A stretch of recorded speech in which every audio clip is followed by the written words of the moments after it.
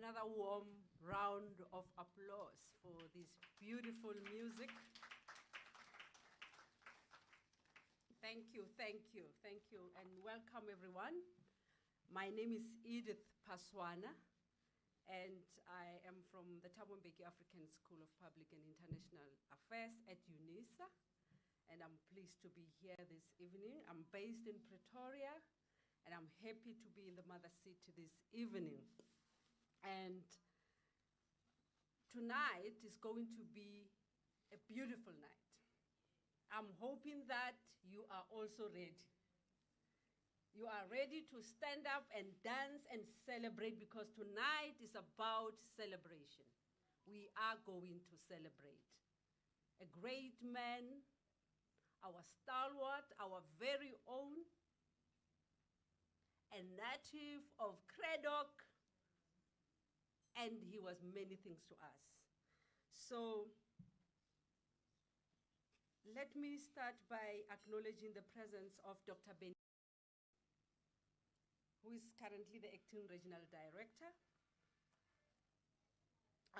the Acting Registrar for UNISA, Ms. Michelle Frondoff, Acting Regional Director here at the Western Cape region, UNISA, Professor Vuyokasi Nomlomo, Deputy Vice Chancellor, Teaching and Learning, University of Zululand, Professor Tinswalo Manyike, the COD for School of Teacher Education at UNISA, Professor Stanley Madonsela, the COD of African Languages, UNISA. You know, when I say COD, people are saying cash on delivery or what?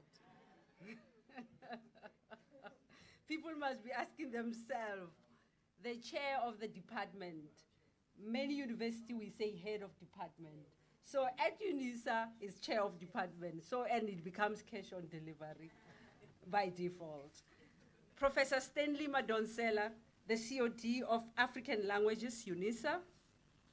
Professor Nkidi Patudi, retired now, former HOD, Early Childhood Education at UNISA. I also want to acknowledge the families, the friends, former colleagues of Dr. Neville Alexander. Let me also acknowledge the business community and other institutions that are here. There's a long list.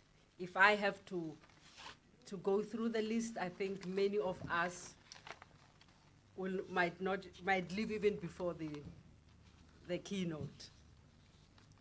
Institution of Higher Learning present here, UCT, UWC, and all the colleagues from these universities. It's a long list as well. It's a long list as well. And I am glad that the University of Cape Town is here. I'm glad that the University of Johannesburg is here. I'm glad Cape Peninsula University of Technology is here. And I'm glad UWC is here. Government sectors as well, Western Cape Department of Education, let me acknowledge Ms. Abrahams. Department of Social Development, Mr. Gaba, and also Western Cape Education Department, the Deputy Principal, Mr. M. Gwija. And many of the colleagues that are here as well. The University of South Africa Student Representative Council, under the chairpersonship of N. Kumalo. I acknowledge everyone who's here, the members of the SRC who are invited here tonight. Please feel welcome. Cape Town alumni, also the Cape Town chapter leader, Dr. KJ Williams and Mrs. F. Williams. You are also welcome, and the rest of the group of the alumni that is here, UNISA staff members, our colleagues from Pretoria, from Polokwane, from the Eastern Cape, from KZ, and all over the regions who are here. Please feel at home. UNISA students also, I also welcome you. As I say, tonight is about a celebration. And perhaps it's important that we talk about what we are celebrating tonight so that I can actually begin to talk to you about this great stalwart that we are celebrating tonight. It's the 11th Neville Alexander Annual Memorial Lecture, and it's under the theme, Indigenous Languages as Tools for Curriculum Transformation. A dream deferred? There is a question mark at the end. Ladies and gentlemen, we are here to honor the legacy of the late Dr. Neville Alexander, a political activist, an educationist, a proponent of multilingualism in South Africa. And tonight is about generating debate that contributes to public discourse. We also want to promote academic intellectualism. It's important that his ideas, his legacies are not just put there, and we have to continue having conversations about something that he was really passionate about. We also aim to stimulate intellectual dialogue on multilingualism, educational systems, and curriculum transformation. Also to advance UNISA's social impact through teaching and learning, community engagement, and critical research. As you will know that this is an annual event, so we have done this for the past 10 years. We have a decade history as UNISA on this event. So we are at the beginning of the second decade, and you can imagine the first decade was about learning and also seeing how we do things, making sure this is sustainable. Is this something that we can sustain? So we have made it. We have come of age at 10 years. So we are starting a new decade, and we are starting it on a high note this evening. This event usually takes place in October and November each year. And as we can see, it's one of the university's flagship events. There are many flagship events about important, prominent South Africans that we honor at UNISA. So the Alexander Memorial Lecture for 2023 aims at highlighting on the progress made thus far regarding the use of mother tongue as a tool for curriculum transformation. Language, as we know, plays a pivotal role in identity formation, and is also a tool that we use to express our thinking. You know, sometimes people ask me, which language do you dream in? You know, which language do you dream in? And it's obvious, it's in my mother tongue. In my mother, I'm still waiting for a day that I will dream speaking English. Yes, because in the dream, because even my thoughts, when I'm not speaking and sitting and thinking, usually they are not in English. My thoughts, they come in my mother tongue. So that's why I'm saying language plays a very important role in identity formation, and also it's a tool that we use to express our thinking. So there is therefore a strong link between language and culture, as people can only express their thought through language. So Neville Alexander believed that unless we are able to use the indigenous languages of South Africa as languages of tuition, our educational system will continue to be skewed in favor of an English-knowing elite. You see, in the township, some of us, we are from those marginalized spaces. And I know that there's somehow, when you come to the township and you speak English, not just English, not this accent of mine, there is an English, the English. Somehow people tend to give you a certain level of respect, and there is a general assumption that you are smart. And even though we know, some of us, that you are not, we listen to your thoughts, but because of that, people just think that you are smarter because you can roll like the Queen. And I think that's one of the things that our stalwart was trying to emphasize that if we teach in our languages, we will be far, far, far much better than what we are. Therefore, the development of a culture of reading in African languages, as advocated for by Alexander, and his support for language transformation remained his primary focus. He lived for this. And this is a man who was so fluent in German. This is a man who has read so much that, because some of us, we think we are smart, but we have only access to English literature. We are not that smart, actually. If you meet people like Alexander, you'll realize that people are smart, because he had, apart from the English language, he had extra material that you and I cannot even read, which were in German. Some people speak Mandarin. They get more access to some of these. Some people have a French, which we don't. So somehow, we, the English, we are limited. Sometimes we may have to think of ourselves as limited. So the past lectures, the 10 years, we had many people who came over here in the past 10 years.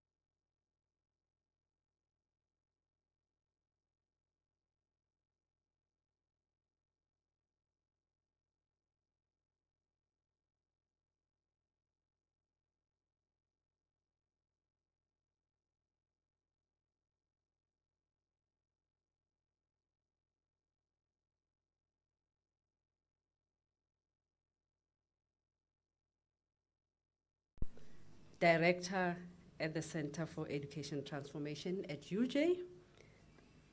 And then lastly, Lungisa Nzebeza, who was the interim director, Center for African Studies at UCT. So all these names you can see, serious people were here pitching this. And tonight I have a surprise for you. You will see another big prominent person is coming to speak tonight, adding to this list. Before I go any further, let me ask Dr. Benny Lekubu, who's currently the acting registrar, on behalf of Professor Spota, who's not feeling well. He is actually the acting registrar tonight. I want to introduce him so that you just get an idea of who he is. But before I introduce him, don't ask him questions after this, because I'm sure many of you, after knowing him, you would want to speak to him.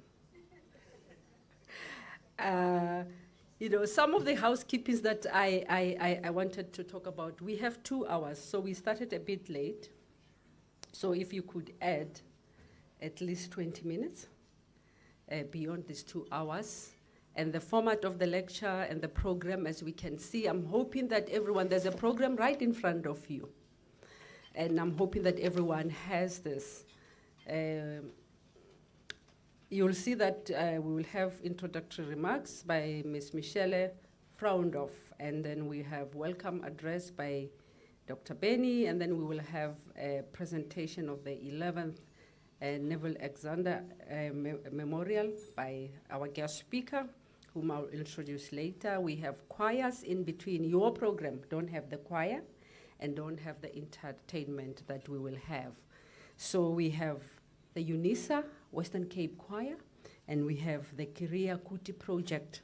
They've already given you a taste of what they have for us. And then we will have input from discussants. We'll have a short panel discussion that I will facilitate. And then you will also have an opportunity to ask questions to the panelists and to our guest speaker, and then vote of thanks. I'm hoping that our speakers will respect time and look at the time as they speak as well. We want to feel at home, and I think it's important that Ms. Michelle Frauneroff come to make us feel at home, who is the acting regional director of the Western Cape region here at UNISA, basically our host, the person who's hosting us tonight with her team, the organizing team of this lecture. Ms. Michelle, can we give her a warm round of applause?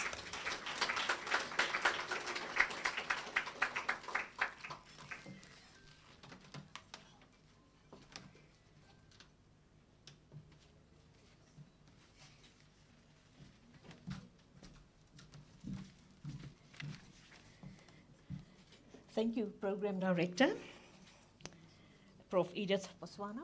Thank you so much for this overview that you gave us for the program and some insight to what is going to follow for the rest of the evening. Friends of UNISA, to all the family, friends, students, and colleagues of the late Dr. Neville Edward Alexander, a sincere and a warm welcome to this special function. Also to our UNISA colleagues and staff. We have some, as our program director already mentioned, some of our other regional directors from KZN, Dr. Mayeza and Mr. Nkwang from Eastern Cape region that traveled far, and then Dr. Benny Lakubu, our Deputy Registrar of Governance at UNISA. So to all the other speakers, welcome, and all protocol is observed. Perhaps just a few words about our theme and our topic for tonight's, which is the indigenous languages as a tools for curriculum transformation, a dream deferred. Now, that is in 2023, where we are in our country, and the progress that we've made since a few years ago. Maybe just a few thoughts on our topic and our theme. Prof. Kulizwa Moropo, the former project leader of UNISA's language unit, remarked once during an RPL recognition of prior learning webinar in November 2021, where indigenous languages were embraced as follows. In higher education, the previously marginalized African languages have not been afforded the space to function as academic and scientific languages, or languages for official communication. And she continued, higher education institutions should nurture an environment where multilingualism is not seen as a problem, but as a resource to facilitate, amongst others, epistemic access, transformation, social cohesion, and respect for all languages. This reminds me of one of the UNISA values, dignity and diversity, where at UNISA we strive to promote humanness, anti-racism, and self-worth in the context of cultural and intellectual differences, for the attainment of equality and non-discrimination on the grounds, including race, gender, marital status, ethnic or social origin, color, sexual orientation, age, disability, belief, culture, birth, and language. So my spot was just for a few introductory remarks and, to set the scene for the topic and the theme to follow for the evening. So with these few words, I conclude the introductory remarks, and I invite every one of you to enjoy this evening with us.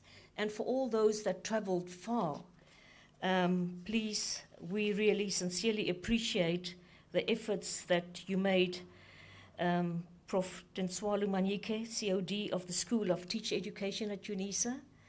Thank you for your instrumental role that you play in drafting the theme for tonight. We really appreciate that. We recognize your contribution. Also, Prof. Stanley Marunsela, welcome.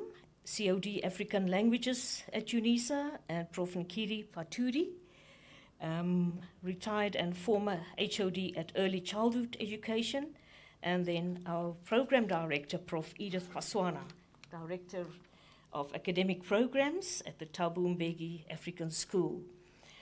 So with these few words, I conclude, and perhaps then before I hand over to you, Program Director, our own Western Cape UNISA Choir, I think their first item to be delivered in front of an audience, as it is a new choir, and we intend even to make history where we will invite all the other regional choirs to compete. And I hope KZN and East London, who is in the venue, we will be looking forward to the future of our choir. So please sit back, relax, and enjoy the evening with us. Thank you, Program Director. Thank you very much. And we like the boldness. You're starting, you are already geared for competition. I think let's give this time to the choir. On the program is the choir. Thank you, Ms. Michelle. Is the choir here? Oh.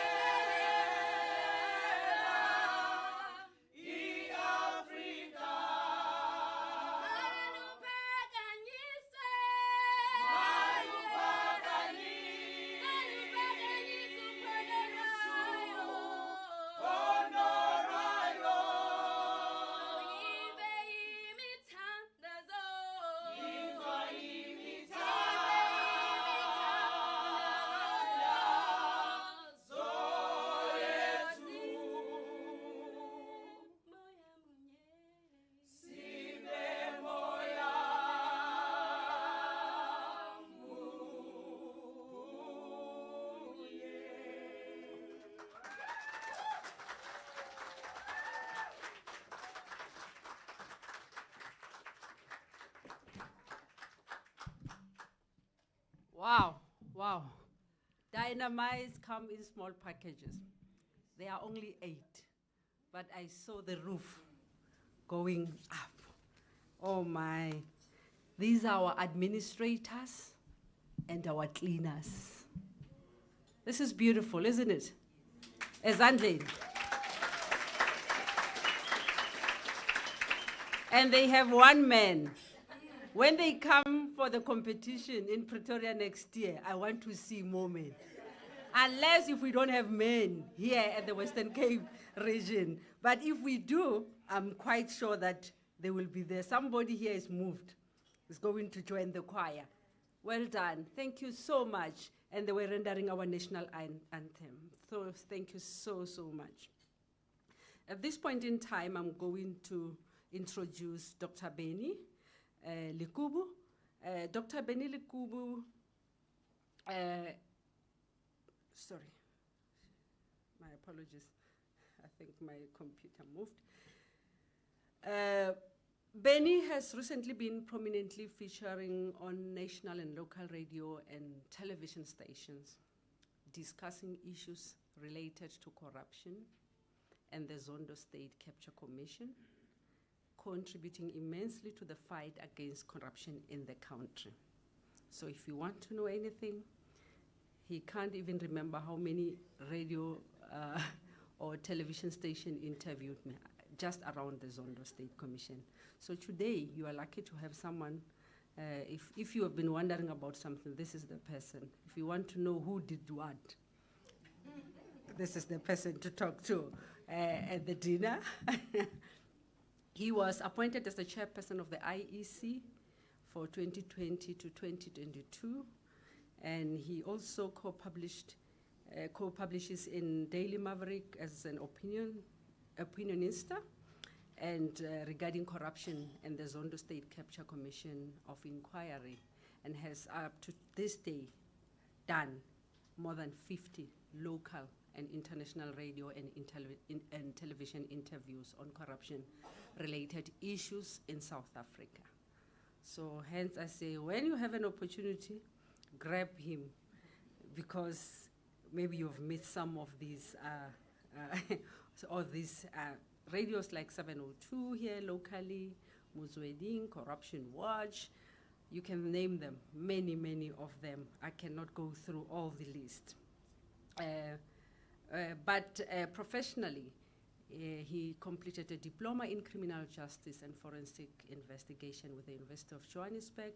He has a BTech in forensic investigation from UNISA, MTech forensic investigation, UNISA, as well a postgraduate certificate in corruption studies, University of Hong Kong, a DLIT, and philosophy in criminal justice, with the title of the thesis saying a critique of South African anti-corruption strategies and structures, a comparative analysis focusing on governance, ethics, ethical leadership, corruption, and anti-corruption strategy in South Africa, doing comparative countries with Hong Kong, Singapore, and Botswana. But Dr. Benny, you also take it, how can you even compare us with Singapore?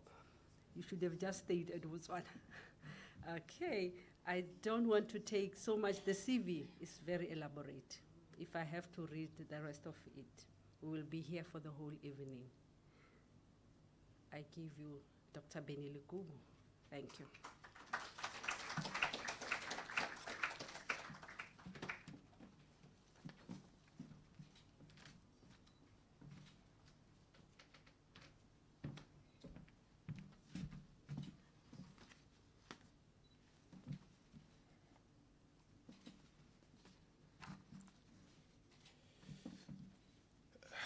Program Director, Professor Edith Paswana, the Director of Academic Programs at Thabo Mbeki School. Our keynote speaker, Professor Vuyokasi Nomlomo, the Deputy Vice Chancellor Teaching and Learning, the University of Zululand. Mr. Nkwang, the Regional Director of the Eastern Cape. Ms. Michelle Fronendorf, the Acting Regional Director of the Western Cape. I've also been made aware that the Regional Director of KZN is here. We acknowledge him. Members of the discussants, Professor Tintswalo Mayike, the COD of the School of Teacher Education, Professor Stanley Madonsela, the COD of African Languages, Professor Nkedi Patudi, retired now, the head of UNISA Early Childhood Education, representatives from business and community at present here, representatives of other institutions of higher learning, representatives of various government sectors present here today, representatives of students, representative council present, the Cape Town alumni present, UNISA community, esteemed guests, ladies and gentlemen, good evening. Ladies and gentlemen, good evening. Good evening. That sounds better. Program Director, allow me first to make a declaration. As I will be presenting on behalf of the Vice Chancellor, Professor Lenkabula, in any way in the speech that I will make, wherever that I will refer to I or my, that will be representative of the Vice Chancellor and not Benny Likubo. I just want to make that declaration. Thank you so much. Allow me to welcome you all to this special occasion. A special word of welcome to the Alexander family, the friends and comrades here tonight. To those that have been following proceedings as well on YouTube, thanks are to the parents for bringing into this world a global village giant who has honored not only their names, but also elevated the colossal proportions. Program Director, I bring warm and heartfelt greetings and congratulatory message from our Principal and Vice Chancellor, Professor Lenkabula, who would have loved to have been here. But unfortunately, she's attending to her busy schedule in the office. It is really not on her choice. You will agree with me that she supports this event wholeheartedly. We hope that you will accept her apology. Just about a decade ago, our Western Regional Office gathered us here on the 21st of June 2013 at the Center Book in Cape Town to celebrate and honor the memory of a giant, a scholar of note, an intellect or an intellectual, a linguist, an author, a political activist, a strong advocate for multilingualism, and above all, a very brave and outspoken visionary. The lecture was aptly delivered by none other than Professor Mbulungeni Madiba. Ever since then, the office has never looked back. We thank the Regional Director and her team for keeping the memory of this icon alive. His vision keeps us bringing back team for keeping the memory of this icon alive. His vision brings us together because it brings purpose and meaning to us.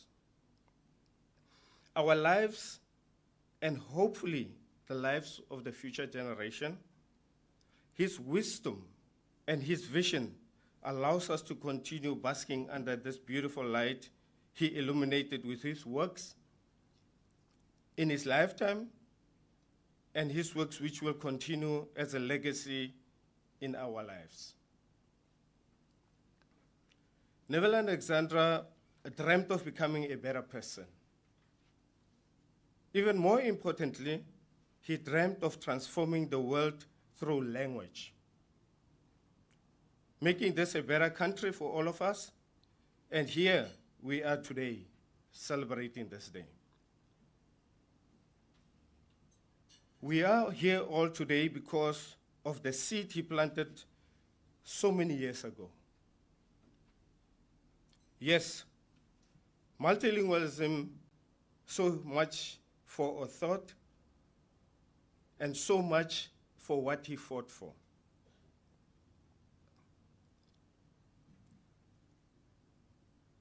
He continues for all intents and purposes and remained relegated to the periphery of our education, government, and business activities.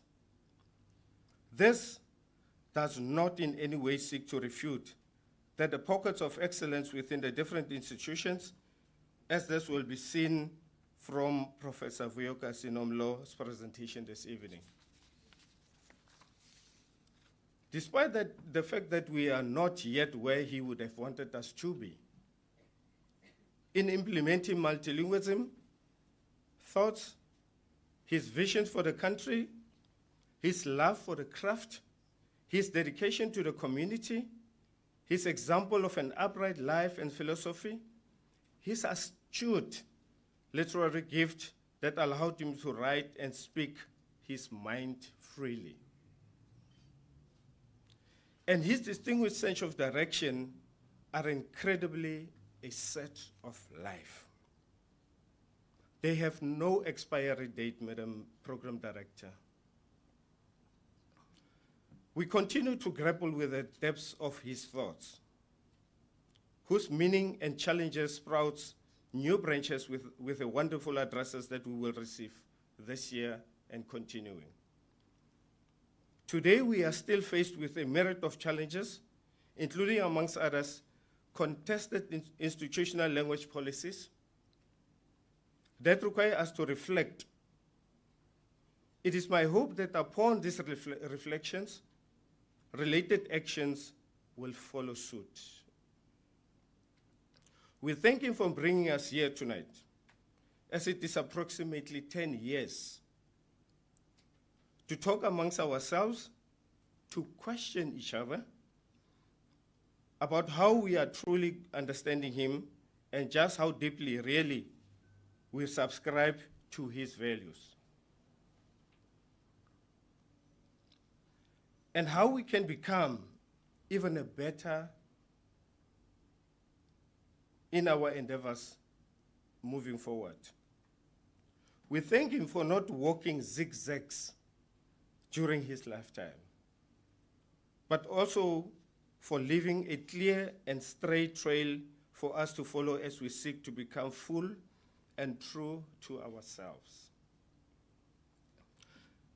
On that note, ladies and gentlemen, join me in welcoming our guest speaker, Professor Vuyoka Sinomlo, to come and address us on a very relevant and interesting topic, indigenous language as a tools for curricular transformation, a dream deferred.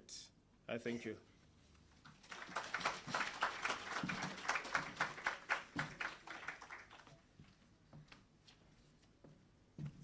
Thank you very much, Acting Registrar. I think you have already done us a good service by actually setting up the theme and also talking to the values that Dr. Neville Alexander stood for.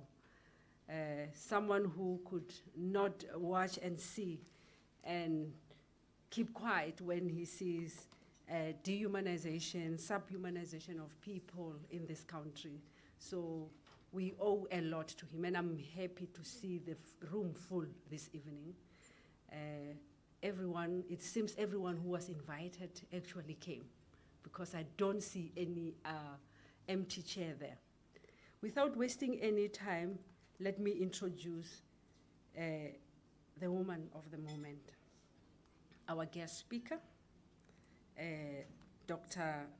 Professor Vuyoka Sinomlo. You know, when you are there, things get passwords. We put passwords to these computers now. I want the biography. It's locked in here. Okay? No, I'm fine. I got it. My one, not my password for the computer. I've got it. Thank you so much. Cape Town people, are you not smiling? Eish, Lantosa. Thank you, thank you, thank you. Professor Vuyoka Sinomlomu holds the position of Deputy Vice Chancellor for Teaching and Learning at the University of Zululand. Prior to her tenure at this institution, she served as the Dean of Faculty of Education at the University of the Western Cape. Just here. With a distinguished academic background, Prof. Nomlom earned her PhD in Language and Literacy Studies from the University of the Western Cape. She has established herself as an NRF-rated researcher. Not everybody here, we are professor, but not everybody here is rated. So you know what I'm talking about, you know what I'm saying, right? So focusing her passion on mother tongue and multilingual education, as well as literacy in African languages. Guided by a commitment to social justice principles, Prof. Nomlom's work revolves around advocating for the use of African languages in education, viewing them as a crucial avenue to enhance students' epistemic access to learning. The right person to give this lecture. Throughout her career, she had led numerous research initiatives in collaboration with both national and international partners. These projects delve deep into the role of language in teaching and learning, with a particular emphasis on primary school mathematics and science education. One of the standout research endeavors in which she participated for over a decade is the Language of Instruction in Tanzania and South Africa, LOITASA research project. This collaborative project involved the University of the Western Cape, South Africa, Dar es Salaam University, and Oslo University in the pursuit of promoting African languages as languages of learning and teaching in African context. You know, we have young people here, and sometimes these moments are moments, you know, when we speak of universities like UWC, Dar, people, you know, we are talking of those top-class black universities of those times of Dr. Neville Alexander. Prof. Nomlomo's dedication to early childhood development in African languages has also borne fruit through her collaborative projects with national partners. These endeavors have led to the establishment of a Center for African Language Teaching at her previous institution here at UWC. In addition to her linguistic research, Prof. Nomlomo's extensive network of partnerships spanning national, regional, and international institutions has expanded her research interest. She has notably contributed to the fields of teacher education, gender equality in education, poverty alleviation, taking on prominent roles as a country coordinator in these areas. Ladies and gentlemen, allow me to introduce to the podium Professor Nomlom, our guest speaker.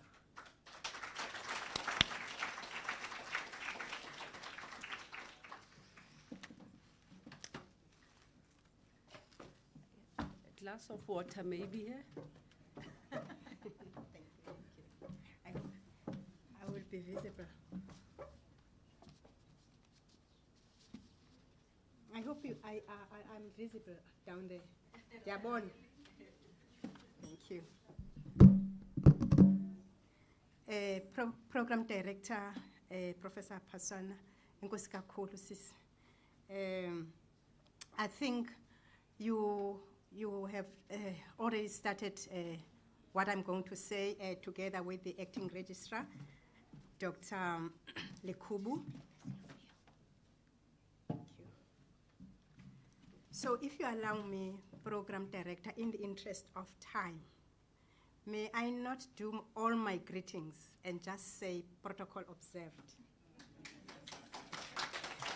But I also want just to single one person or two who are not here and I think that would be the Vice Chancellor of the institution, Professor Puleng Lenkapula. I think it is appropriate that I acknowledge her and the role she's playing in the institution, together with her entire executive team, as well as the Alexander family and friends. Otherwise, protocol observed. Ndiyabulisa kuni nonke, mulweni, sanbonani, dumelang, goeienaand, good evening, moja. Thank you, colleagues.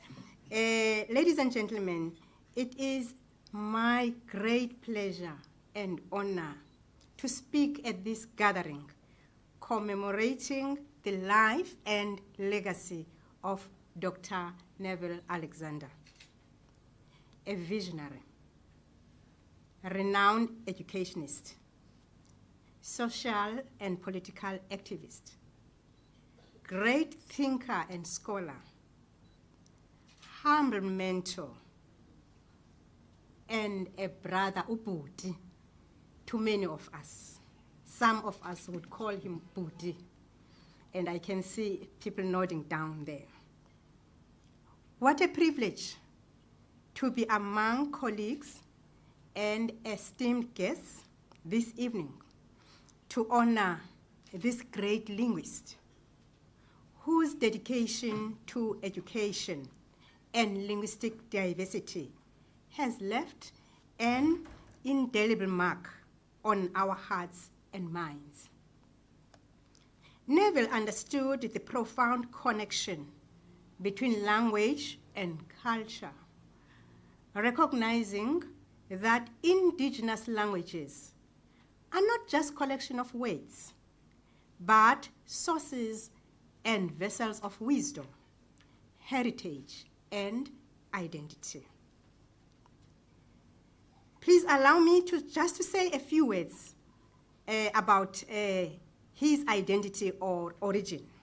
I'm aware that there are people who know about Neville more than I do, but please allow me just to say a few about him. Born in Cradock in the Eastern Cape, Mkhaya, on October the 22nd in 1936.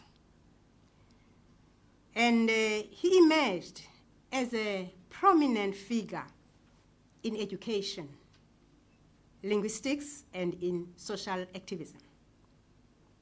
Raised in a racially segregated society, he defied the constraints imposed by apartheid, dedicating his life to dismantling systemic inequalities. His Ethiopian roots, inherited from his maternal grandmother, who spoke Oroma, that is an Ethiopian language, instilled in him a profound appreciation for indigenous languages. Dr. Alexander's early experiences shaped his unwavering commitment to language as a tool for empowerment. His journey took a significant turn during his imprisonment in Robben Island, where he engaged in intellectual pursuits and language studies alongside fellow political prisoners, contributing to the transformation of the prison into a space of education and resistance. After his release, Dr. Alexander continued his advocacy for linguistic diversity, founding the Project for the Study of Alternative Education in South Africa, PRIESA, which is currently based at the University of Cape Town. Dr. Neville Alexander's life journey is a testament to the transformative power of education and language in overcoming adversity and fostering social change. So how did I come to know about him? I came to Cape Town from the Eastern Cape in 1998. I joined the University of the Western Cape as a lecturer. And I used to hear and I used to read his work. But I think it was around 2000 when I first met him in one of the academic spaces. I think it was a seminar or a conference. And I had the privilege of interacting directly with him. His warmth, humility, and a resolute stance on language policy issues, particularly the pivotal role of the mother tongue in education, left a huge impression on me. As a result, a part of my research has been influenced by his own work.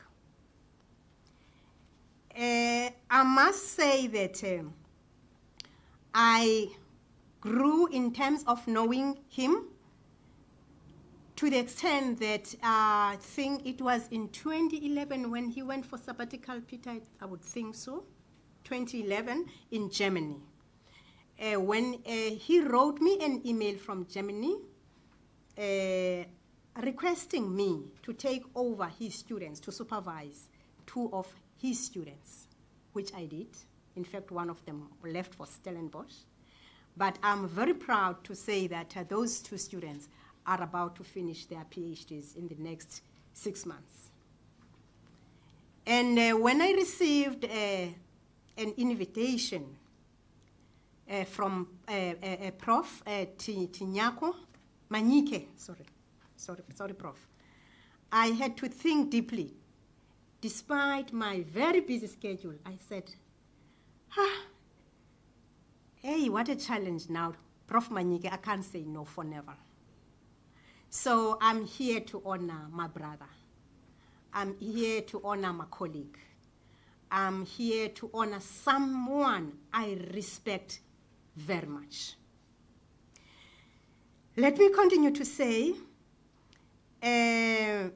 Dr. Alexander's commitment to language empowerment and his instrumental role in the establishment of PRIESA showcased his multifaceted dedication to additive bilingual approaches in education, which involve the promotion of indigenous languages. Colleagues, bear with me. I'm going to take you through a path which is very familiar to many of us, and that is what characterizes Dr. Neville Alexander's work, and that is language dominance and hegemony.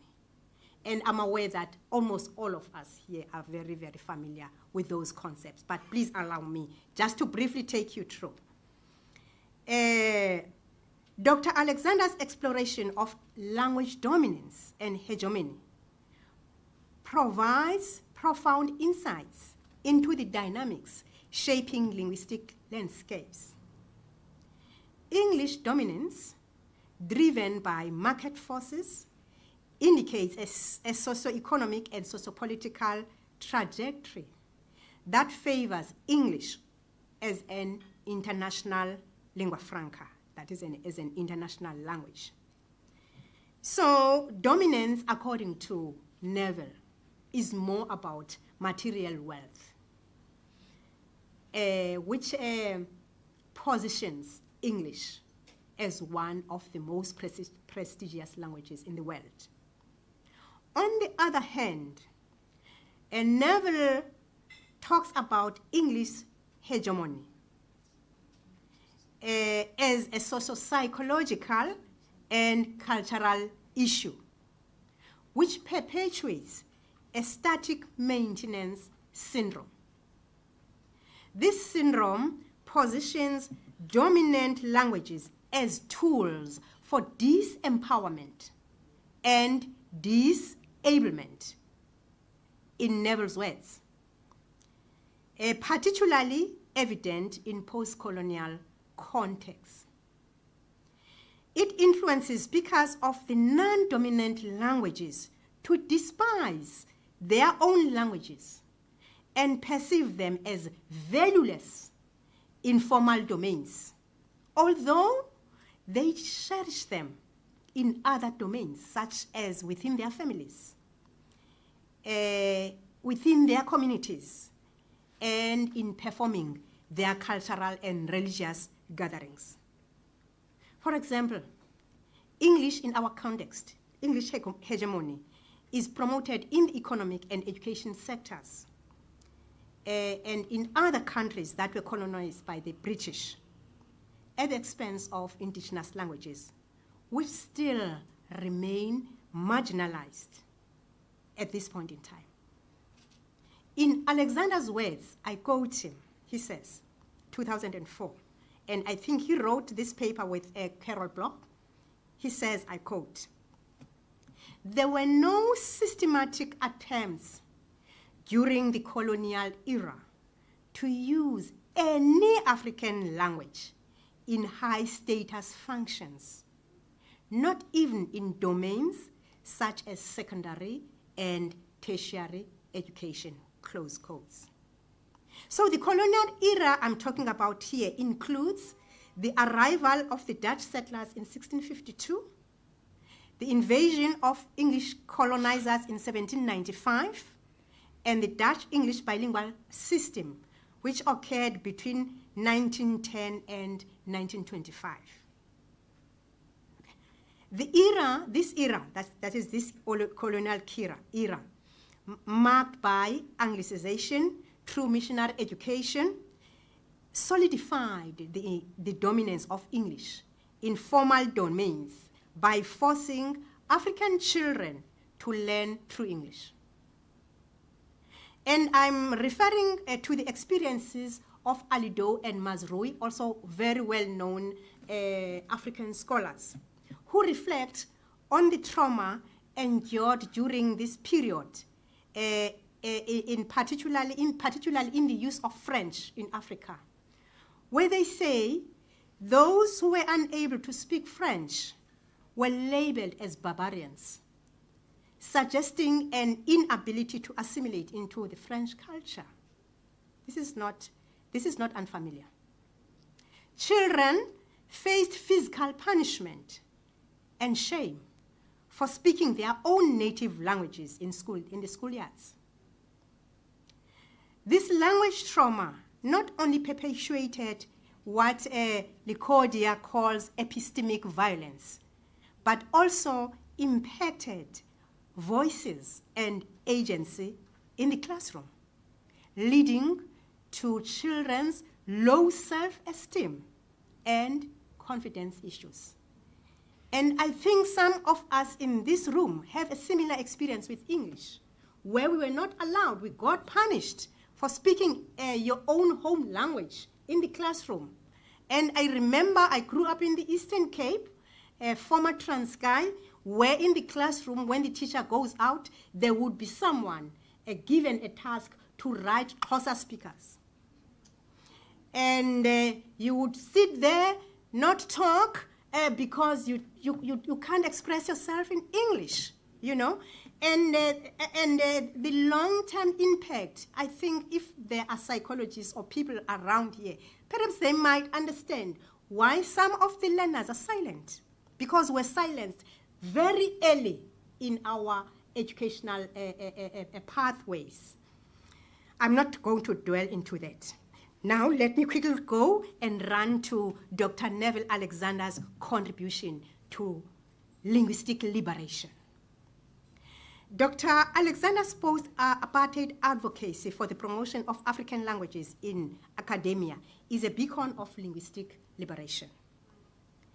His critical question was, and I quote, "How can we make the move from the existing situation where the languages of the former colonial powers dominate to one where the indigenous languages of Africa become dominant?" Close quotes. And this question he raised as far back, I think, as in 2004. And it challenges us to reconsider language hierarchies. His proposal of mother tongue-based bilingual education as a vehicle for universal primary education underlines his commitment to equitable access to quality education. However, despite South Africa's progressive language in education policy, English still remains a dominant and hegemonic, underscoring the persistent challenges in realizing linguistic equality. I must say, Dr. Alexander's contributions align with those of many renowned African scholars, including our own in South Africa.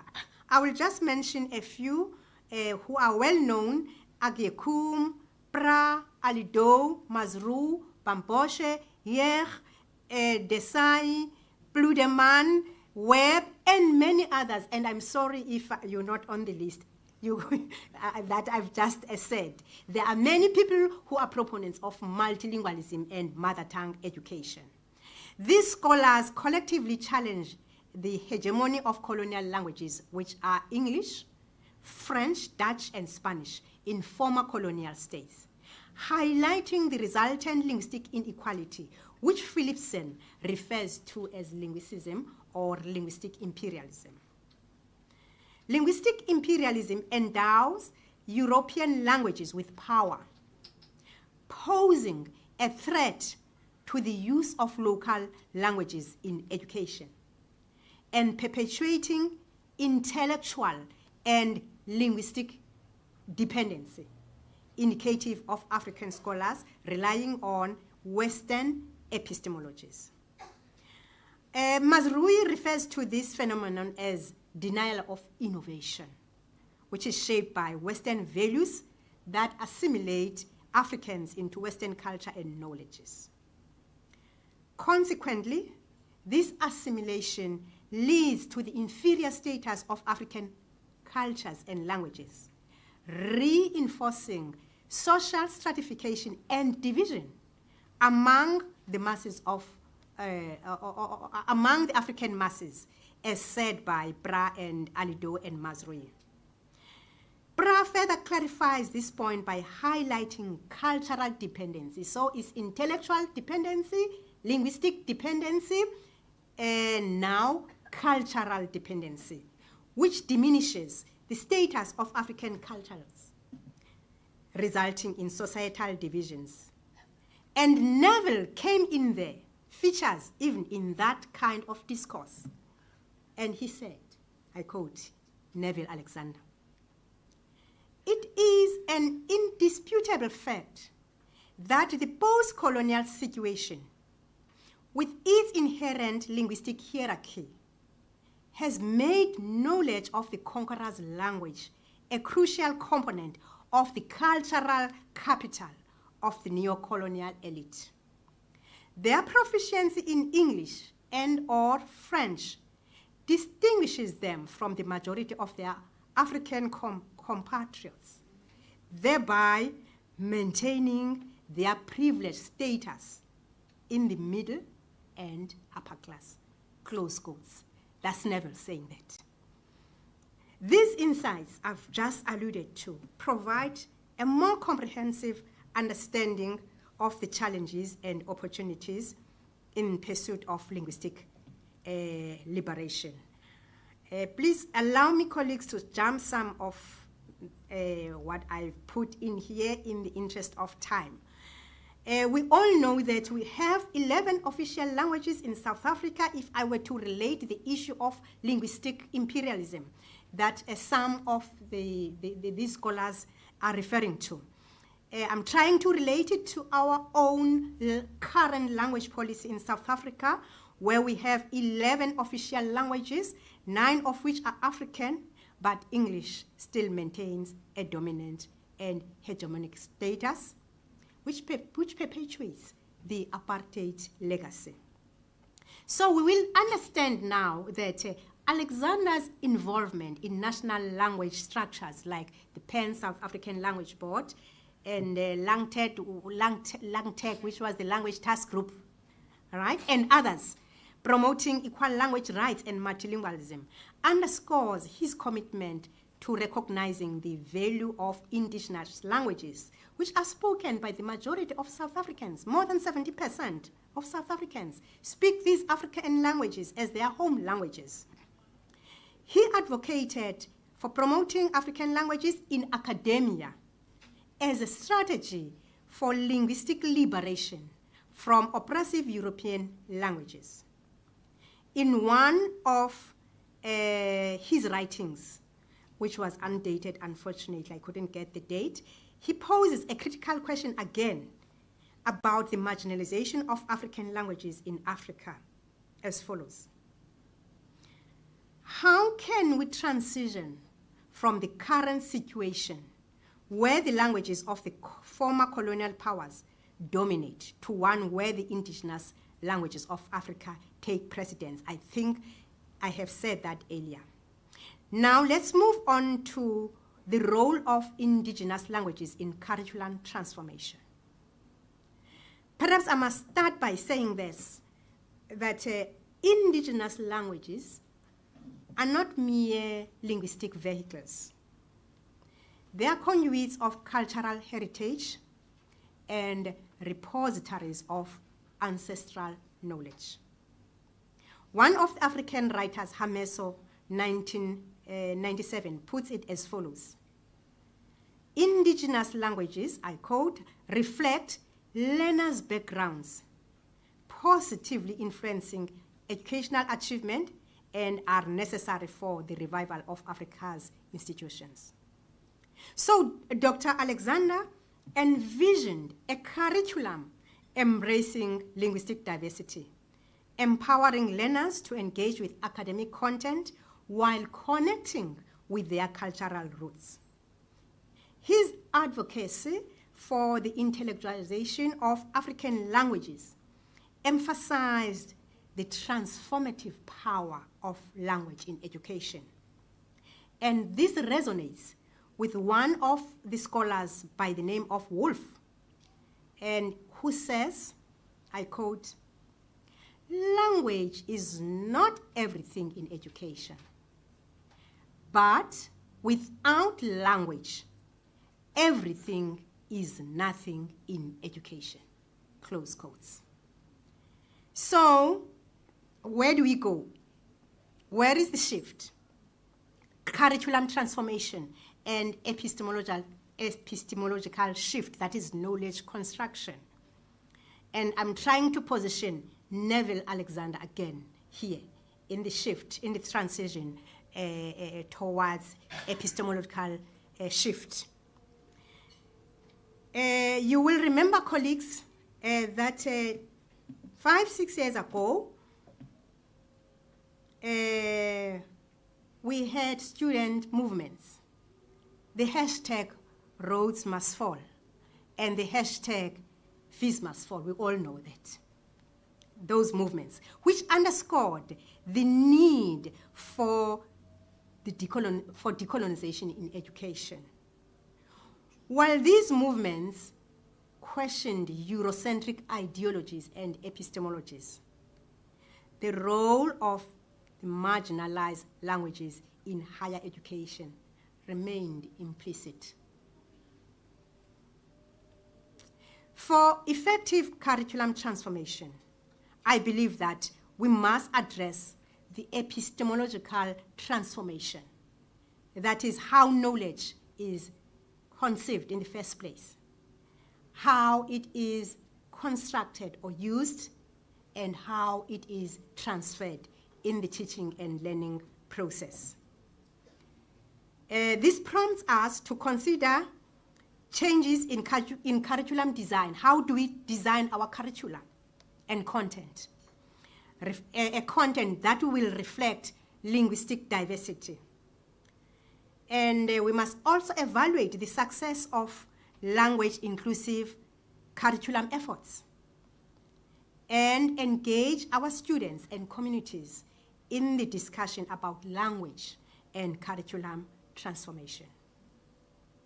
So that means, or this necessitates, a nuanced understanding of the language question. The language question has been there for decades, but has it been answered? That's the question. We must confront the language question to ensure an inclusive education system and to reevaluate current practices. And some of these critical questions include the following. Fortunately, I'm a teacher. I can ask questions without expecting me to answer them. The first question is this critical question. As we are grappling with language and curriculum transformation, these are the questions that came to me. The first one is, how is epistemological transformation tied to language in the context of curriculum reform? How? How is knowledge construction tied to language? The second one is, what specific changes in curriculum design and content reflect a commitment to linguistic diversity and inclusivity? We might be talking about curriculum transformation. What is there in that content? What is there that shows linguistic diversity? Or is it just lip service that we're designing, and so what? The third one, how can we evaluate the success of curriculum efforts, particularly in relation to language inclusion and equity? Number 4, how can students be effectively engaged in discussions about language and curriculum transformation? Sometimes we sit up there and we forget about our students. And teaching and the curriculum actually involves the teacher and the student. Where are they? Where do we position them in all these debates about curriculum transformation? The fifth one, in what ways can community input contribute to more culturally responsive curriculum? To what extent do we involve our communities? When we talk about curriculum transformation, we're talking about it day in, day night. Curriculum decolonization, where are they? Do we even invite them in those discussions so that they become part of the discussion? I'm almost there. How can educators be equipped with the necessary skills for language inclusive curriculum transformation? Or do we take it for granted that everyone can teach? Everyone understands what curriculum transformation entails. And finally, can lessons and best practices be shared internationally to enhance the effectiveness of curriculum transformation efforts? So those are the questions I'm grappling with, and I think all of us will be grappling with. A dream deferred, implementing Neville Alexander's aspiration. It is my belief that transformation remains incomplete without recognizing and including indigenous languages. These languages, as I've said already, are carriers of cultural identities.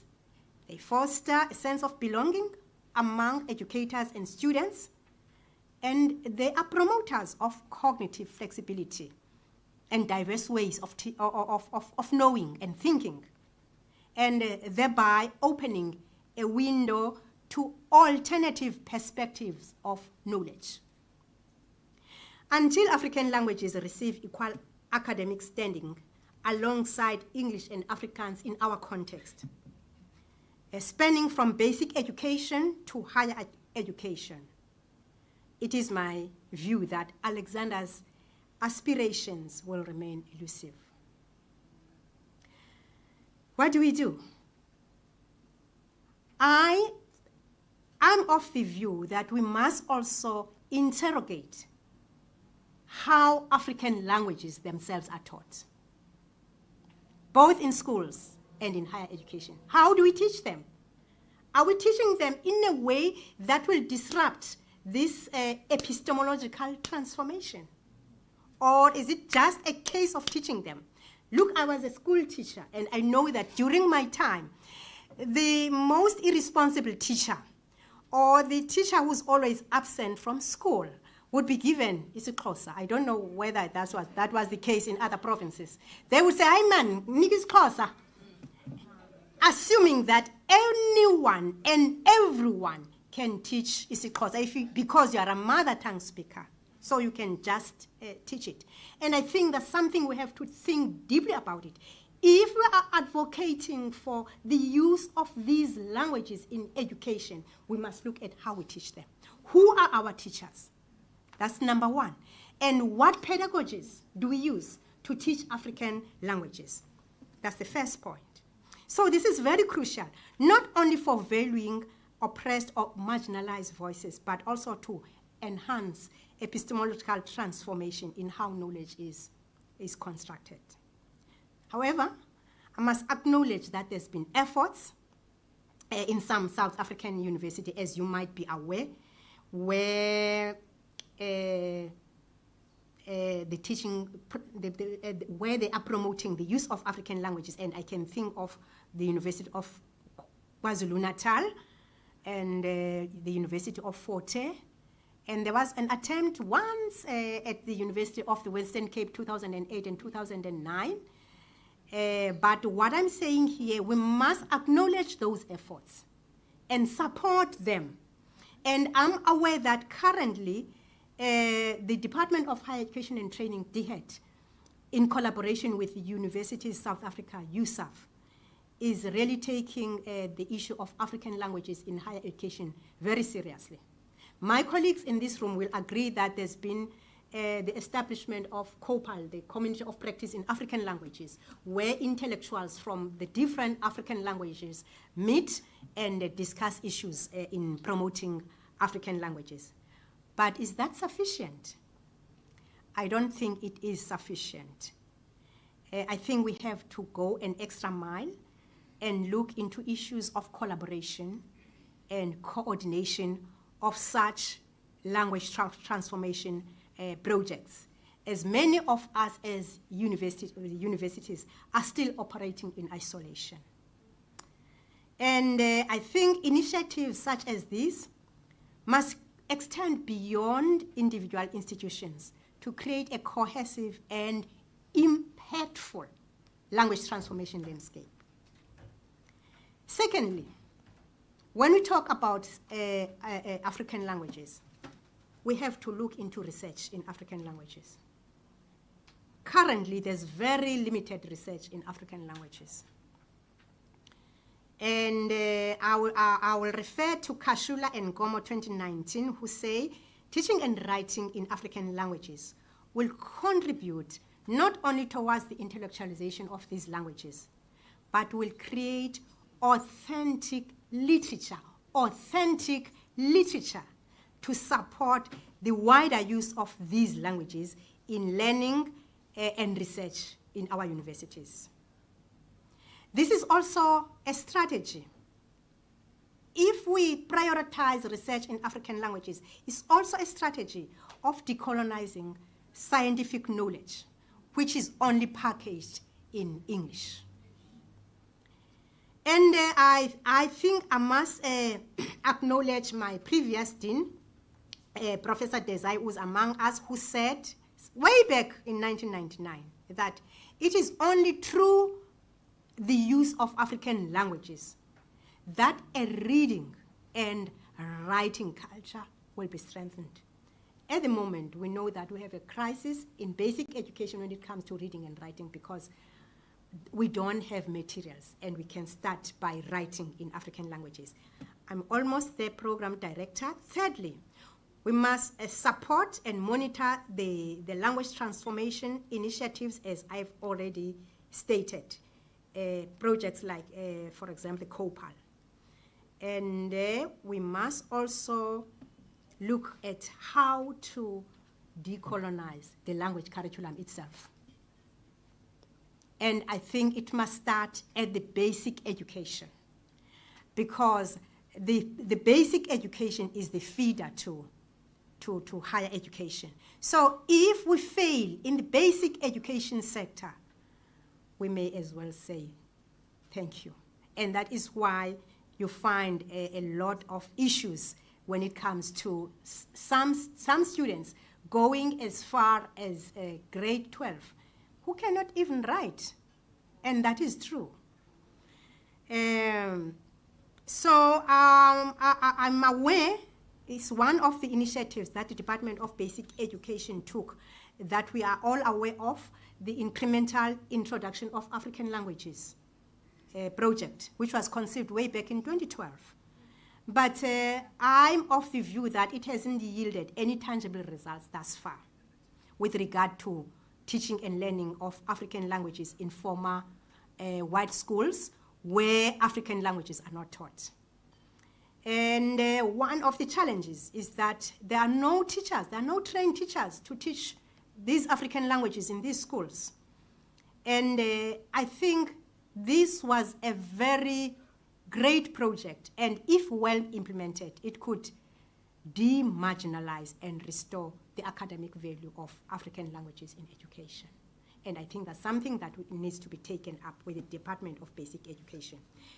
And that's why Christy and McKinney recommend a kind of a step to ensure that all South African children get to know African languages. They recommend that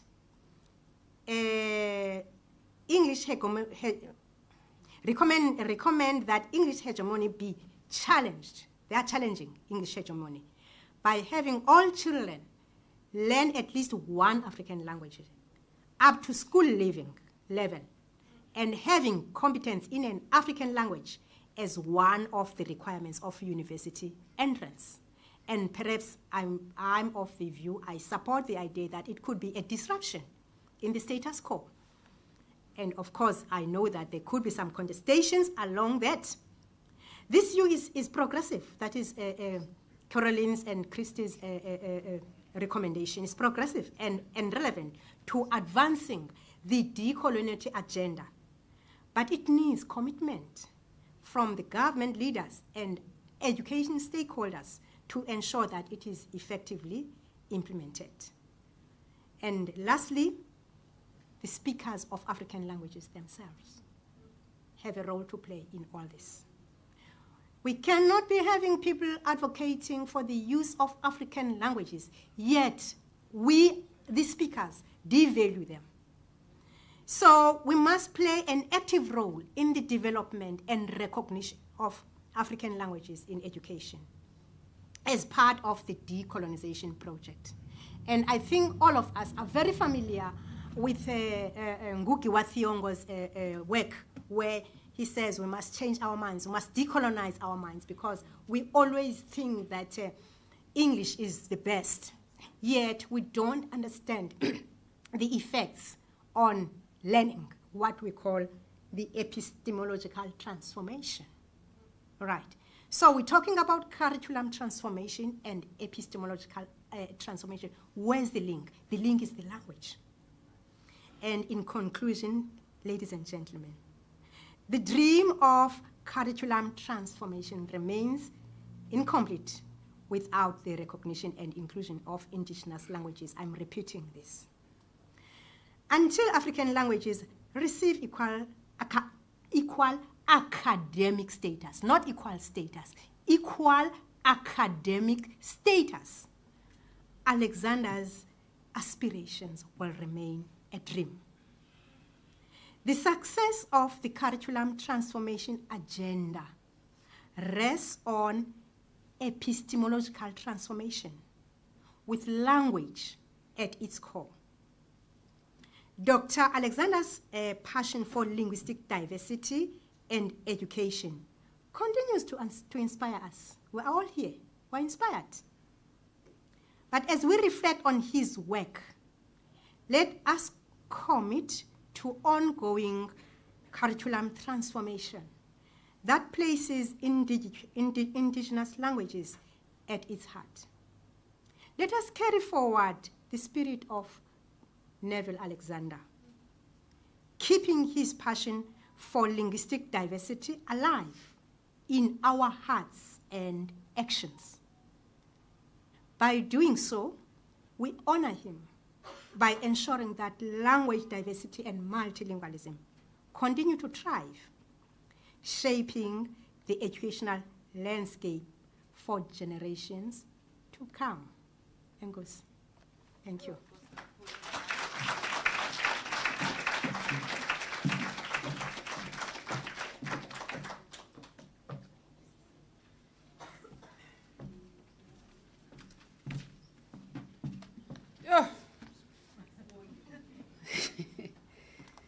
I don't even know where to start. I think we have had a mouthful. At this point in time, let me just call the choir before I can even speak about the lecture, because I'm a bit disorientated.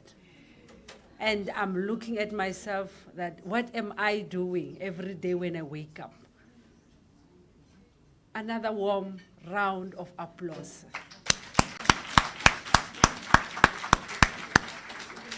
Thank you so much, Prof. Thank you for such a powerful lecture. I think we will have a panel after this, and we can transit nicely into that. Thank you.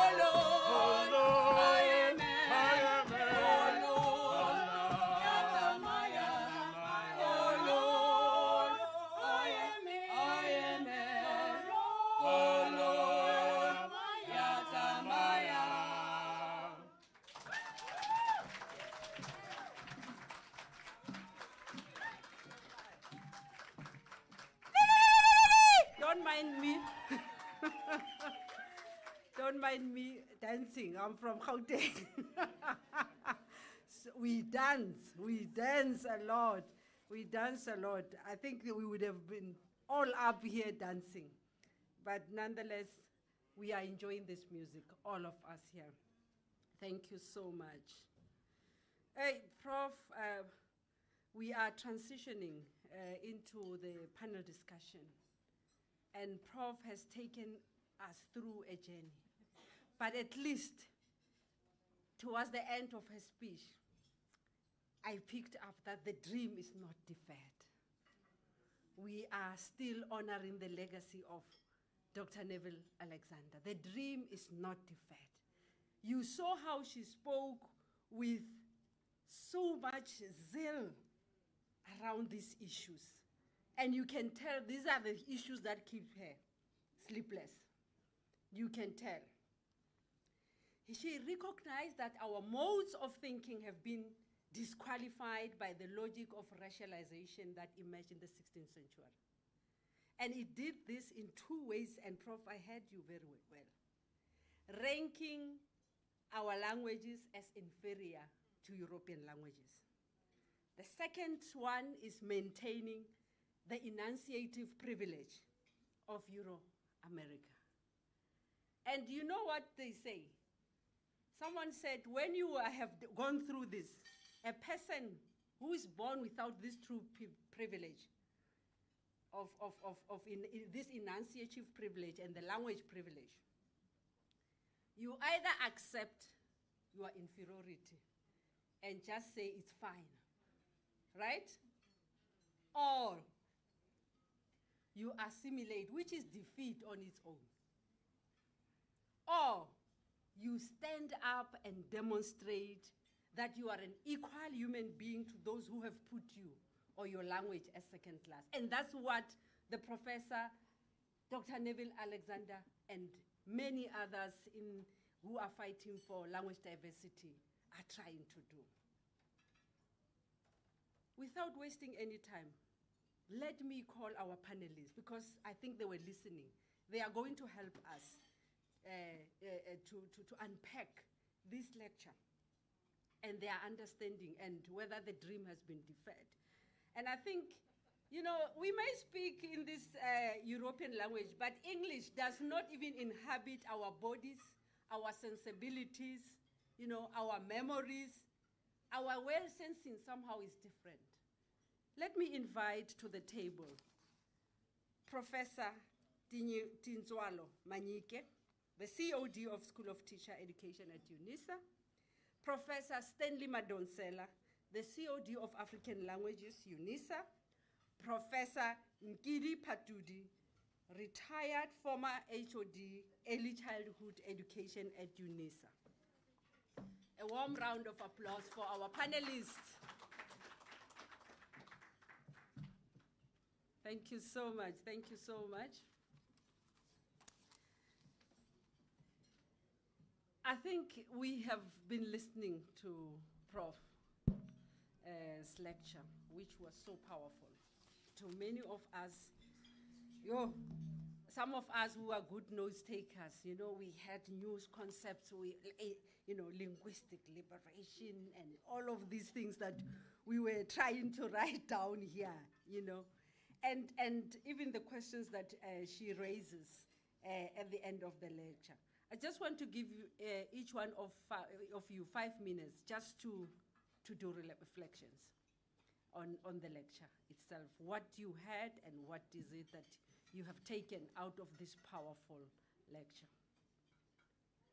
We will start with Manyike, Professor Manyike. Yes, Professor Manyike. Good evening, and thank you very much, Program Director. From the discussion that we had today, first of all, allow me, Program Director, to thank our guest speaker, who started with a journey of Neville Alexander so that we understand who he is and actually what is it that made him tick, his background, so to speak. From her discussion, we became very clear of the role of language in education, not only in education actually, the role of language in identity formation before we come into the classroom itself. I am Tintswalo, and that Tintswalo makes me to behave the way I am behaving. When we look at in education, then we realize the relationship between language and thinking. We can only express our thoughts through language. So if we are using a language that we do not understand, we are actually disempowering our students. But more than that, our teachers are disempowered because they are also expected to teach in a language that they do not understand. Content there, it's compromised. Hence, an African child, it's quiet, it's nervous, doesn't know what to do. The teacher is frustrated. The content that is taught, it's actually not even correct. The content, that's over-translation. So that's at a classroom level. Hence, our students or our learners cannot read, they cannot write. Hence, at university level, we are still memorizing because we do not understand. We cannot think critically. The scary part. Even the research that we are conducting, it's unable to make an impact, actually, because we are borrowing Western epistemologies that we want them to function in contexts that are completely different. A dream deferred. 1994, 1996, we've got our constitution. And African languages, indigenous languages, 9 of them are given equal status with English. We are actually not reforming, let me argue. We are just tinkering. We really don't want to upset the balance in our mind, including mine. Being proficient in English, it's a mark of intelligence, it's a mark of civilization, it's a mark, but at the same time, we educators, we are failing to really teach our learners to be proficient in the language. We talk of access to education, but there's no quality education in South African classrooms due to the language problems, and we are running away from that. Wow. In closing, as academics, it's scary that we have believed in our dream. We believe that for you to be an academic, or for you to be educated, so to speak, you need to be proficient in the language. What we are arguing here, and we even give it a stamp as academics, Black parents want their children to be educated in English, and that is not the case. What Black parents want is their children to know English, but also to know their identity, the relationship between language and identity. It doesn't help Tintswalo to be proficient in English and not knowing the Xitsonga culture, because I'm Xitsonga speaking, because in that you become a lost soul. Thank you, Ma. Thank you, Prof. Let's hear from you, Prof. Prof. Madonsela speaking now. I don't know. Not sure what's happening. Should I switch this off? Is it better now? Oh, okay. Yeah, thank you very much, Chair, Program Director. Maybe going a step further, Mine would be to add, the approach in which Dr. Neville Alexandra actually used in terms of advocating the use of mother tongue. I would actually, indicate the language policy that he did not even leave behind. Taking one of his quotes when he said, laissez-faire policy notoriously reinforces the agendas of dominant groups. To continue to believe in the 21st century that language planning is illusory at best and tantamount to evil social engineering at worst is ultimately to deny the possibility of social justice. Advocating social justice through language, Neville Alexandra actually, was working with so many groups, which Prof. Nomlomo, alluded to.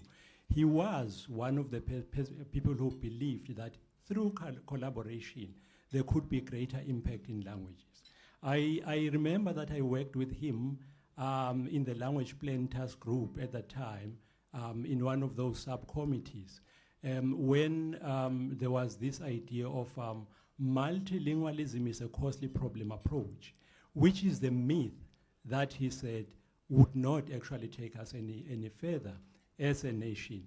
So in our case, when we look at even the new structures that are actually working towards language, which again, Prof. Nomlomo talked to, the Committee of Practice for the Teaching and Learning of African Languages, which if he was still alive, I think he would have endorsed that structure, because it is bringing together all those projects that are aiming at promoting African languages, but in this case, making sure that they are not left behind, but they actually come to the center stage, but becoming not only language of teaching, but also language of research. I must indicate here, in this case, we are looking at African languages being used to produce even theses, dissertations in African languages. That is how then you are transforming the nation. At that time, we're looking at the mindset that has not been changed, looking at the only quality education is in English, it's in a foreign language, which he never said we must not actually teach English. He said it is important that we actually come with strategies that will advance African languages, and then English will come after that. So I do not want to take you further, Program Director, so that you intimidate me thereafter. Let me hand over. Thank you. Yeah, thank you, Prof. I just want to just reflect on what Professor Nomlomo said. Actually, this brought me to my own space as the former head of the early childhood education at UNISA. And this gave me, a sense that language is part of the ecosystem. And if you lose one element in the ecosystem, the whole ecosystem itself is going to be disturbed. And I also see language again as a mosaic, these colored glasses that gives, color, sense to the languages, to say that the more diversified we are in our languages, the better, because it is our languages, that makes us rooted to our own culture. I haven't really worked with Dr. Neville like my colleague here and also Professor Nomlomo, but I have read widely of his work. And I remember I read one autobiography by him. It's some time back. It's some time back when I read it. When he spoke about his grandmother. Actually, it started about him talking about the trips that he used to make overseas, that every time he would produce a South African passport, and then they would look at him with suspicion and say that, aren't you Ethiopian? So he gave the story of why did they say that, of his grandmother who came here, I believe, as a slave, and because he was clever, he was entrusted to teach the others. And as the slave masters saw that this was a clever lady, so they took him to school, they educated him until she became a teacher. And we know what education does. Education definitely will give you freedom. And he said that as a young boy, he would listen to his grandmother talking to herself, and in a language, but no one understood that language.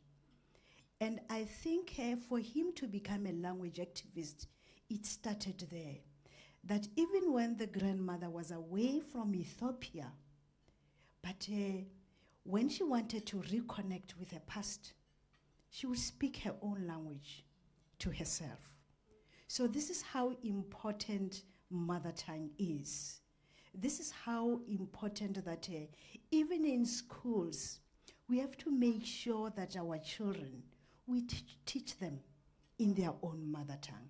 I know there's a policy department of DBE which says that for the first 3 or 6 years of a child's life, children must be taught in their mother tongue. But we know that most of the parents, even ourselves here, who know much better about African languages or mother tongue, we take them to English medium schools. Professor Nomlomo, I know that she bragged about universities that have introduced African languages, those who are transforming. And I also want to brag a little bit as the former head of the Department of Early Childhood Education. I used to work first at University of Pretoria as the head of department, and then I moved over to UNISA. Obviously, at University of Pretoria, we had about 500 to 1,000 students. When I came to UNISA, I was so surprised to see that our program had about 20,000 students to 30,000 students. And then I went to the administration and asked them about the profile of students. And I found that almost 80% of my students were African students and rural, meaning that wherever they are teaching in their mother tongue. And I did not have any module that prepared them to go and teach reading in African languages. So I became very proactive and started that module. So I do have a module now at UNISA which teaches teachers how to read in their own African languages.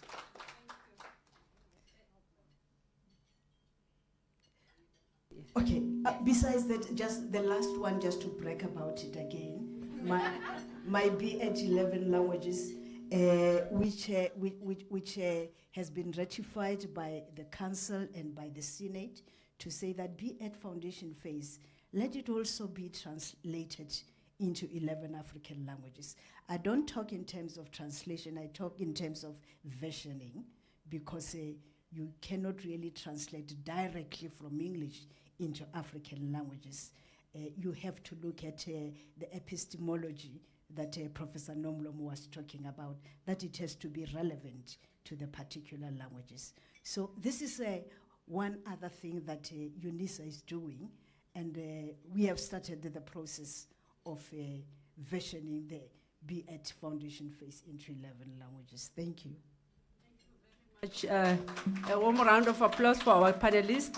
And I think they are raising very important issues. You can switch it off, here. And I think some of this goes to what Paulo Freire once said, that with liberation comes a responsibility. You know, you just don't get liberated. You must commit to the work that comes after liberation. And I think that also talks to us whether are we ready to work and do the actual work of equipping ourselves with these languages of ours, if we are really serious, to be able to appraise them, to scientific languages so that we can be able to teach from basic education to, and what I see, somebody was saying we are dilly-dally, what I see is a lack of commitment and on the size of those who must do the work, also beyond liberation, to start the actual work of making sure that we translate. And I think we are also denying our young people a lot of access. Just last year at the Motsepe, is it Motsepe? Matsepe, OK Matsepe lecture in Polokwane. There was a lot of themes and that came out of that lecture because people read Motsepe in their languages and the lessons that came in there. Many of our children cannot even understand some of those issues because we are denying them to get access to those Sesotho, Sixhosa, and Sizulu languages. I'm going to open now. I know there are people here who have questions for you.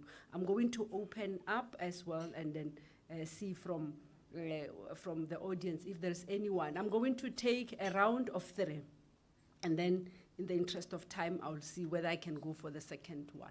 I need 3 hands if they are there. The first hand is there. Anyone with a mic?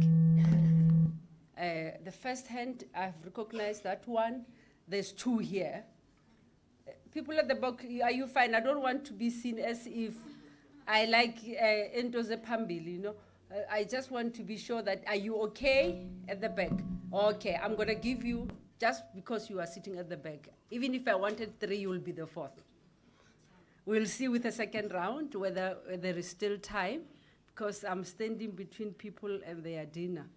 So let's give her a mic. Yeah, thank you. Thank you very much. And thanks for inviting me. My name is Zubaida Desai, and I'm the person that Vuyokazi referred to when she said the previous Dean of Education. And I've known Vuyokazi since 1998 when she came to UWC.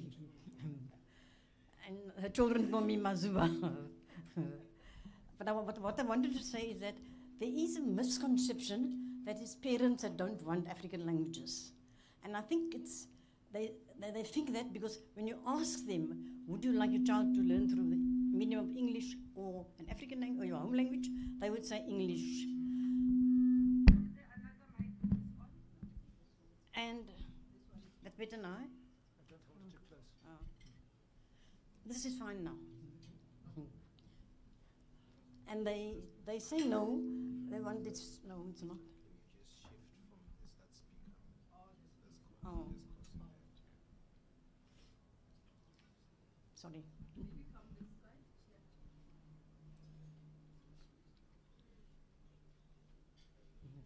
And I sit.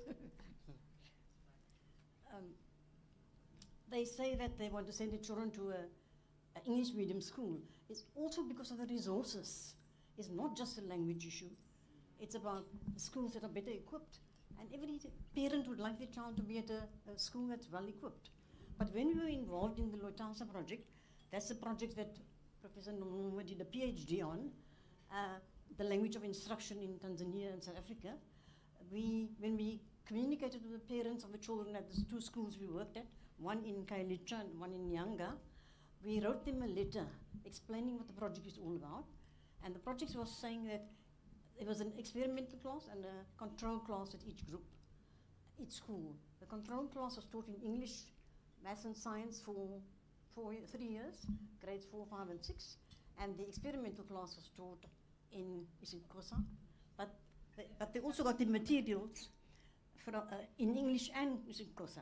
But the control class only got the materials in English. And when the parents sent the letters back to say they want their child to be in the experimental class, more parents wanted to be in the experimental class than the control class, because the letter was written in isiXhosa, and you have to see the letters when they came back, they were dirty. So obviously, people had read them and fingered them, and the majority wanted the children to be taught in isiXhosa. But the English didn't suffer because they got these learning support materials in both languages. So sometimes we take that for granted. And the other thing is that the IIAL policy, it doesn't go far enough. what needs to see happening is an African language must be made compulsory for everybody who's not a speaker of an African language. And it needs to be on the same basis as Island Afrikaans. And you have to pass it to be promoted to the next standard. If you do it as a second additional language, you don't need to pass it to be promoted. And most of the African languages are taught as second additional languages, not as first additional languages. Thank you. Let's be mindful that there are people online, and when we don't speak into the mic, they can't hear. So let's just try. The second one, the two, yeah, okay.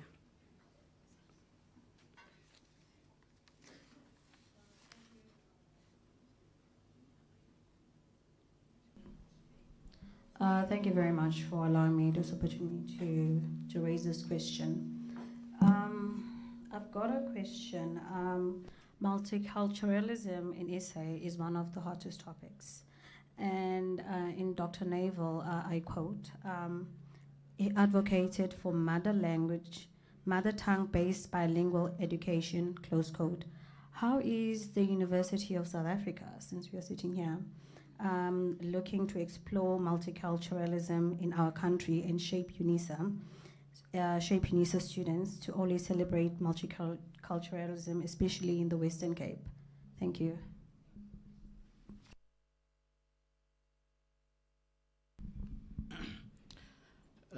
Thank you very much.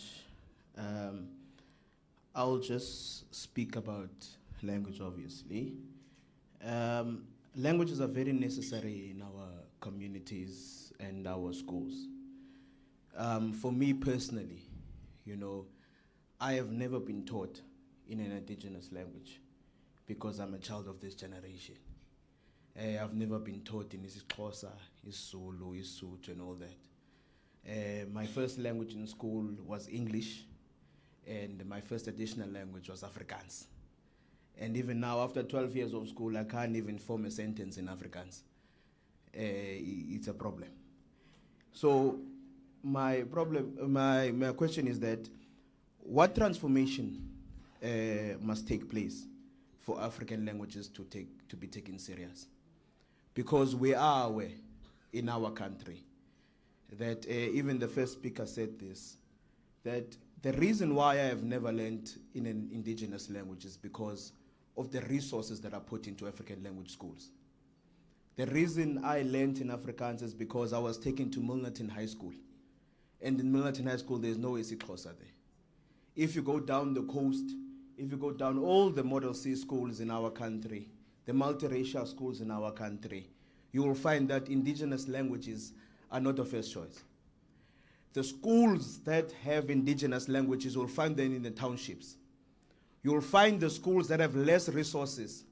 You'll find the schools that don't have desks. You'll find the schools where students are sitting outside learning under a tree. What transformation must take place? People that speak African languages are the majority in this country. But when it comes to indigenous languages, it's never taken serious. And we are here to speak about Dr. Neville Alexandra, who advocated for mother tongue-based bilingual education. But we are sitting with people in workplaces, in tertiary education, that went to bilingual education, but in that bilingual education, they didn't have their mother tongue included. As an institution, University of South Africa, what is there for us as the children that come from those schools, as children that came and never learned isiXhosa? Because I'm currently studying LLB.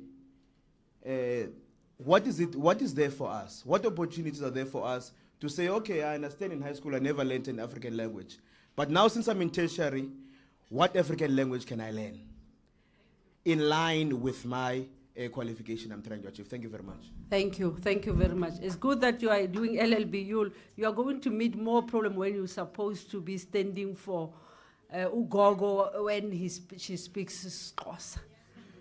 You might even make her to lose her case. When? Because then that's when you are going to see serious issues of translations. issues of translations are going to come in. So I guess you are very right. I like your questions. Thank you. The gentleman with the yellow, with the yellow shirt, thank you.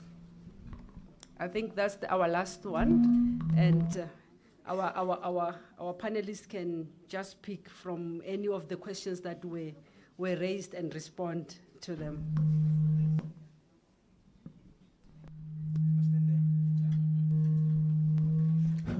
Good evening to everyone.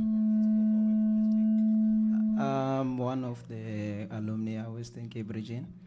I'm a beard holder. I'm a teacher by profession. I'm a maths teacher in grade 4. I have an experience of the kids in my class. My school is a mixed school. I'm teaching in Delft South Primary in Metro North District. In my school, we have kids who are colors. I'm teaching grade 4 maths, all the grades. So I have 4 classes in grade 4. So other kids, they are taught in mother tongue, which is there's 2 classes for isiXhosa in grade 1 and 2 classes for Afrikaans in grade 1. The challenge is when they go to grade 4, there is a language switch.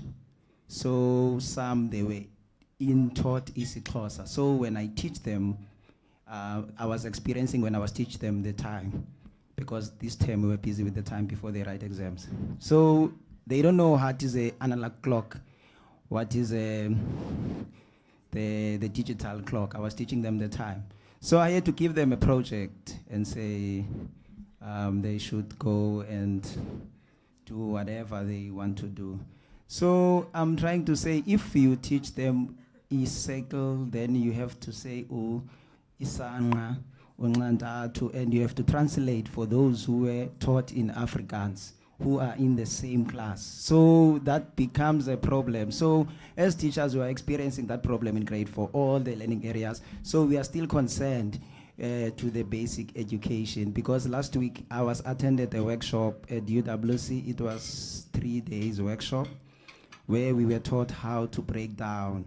It was a maths workshop for teachers, how to break down the indigenous knowledge for teaching in this particular subject to the native language, of which that's a barrier. It seems it as a teacher is a barrier, because in grade 4 now, we can't cope with kids who was taught in Afrikaans. How should I translate if I have to explain? And some kids, they write things in their language, more especially in other language, other subjects, like when they have to write in English, like social sciences, natural sciences. If kids, they don't accept, they don't understand the concepts, they write into their own language, of which some curriculum advisors, they don't accept that, because they said it's not in line of the way of teaching and learning. So my question is, why there is a language switch when it comes to grade 4, if you are planning to implement or to transform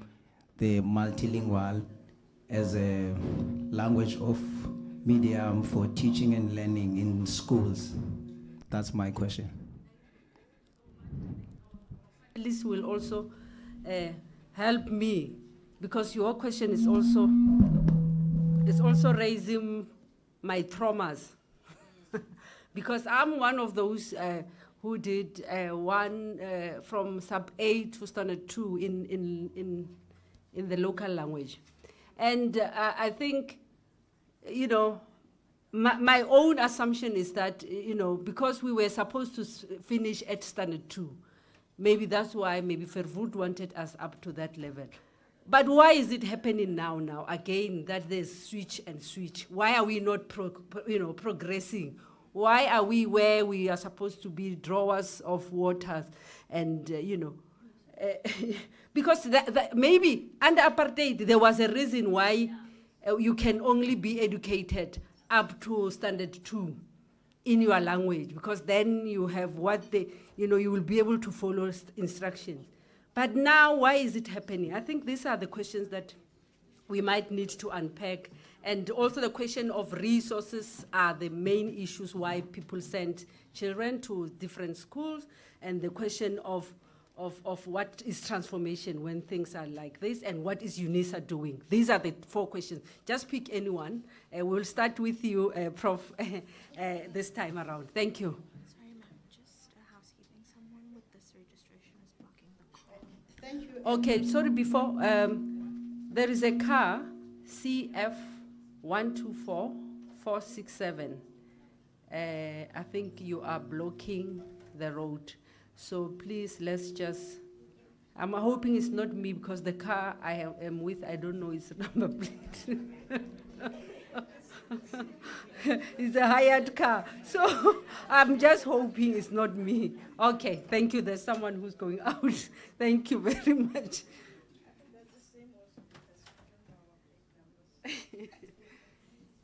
Thank you, Prof. Pasone.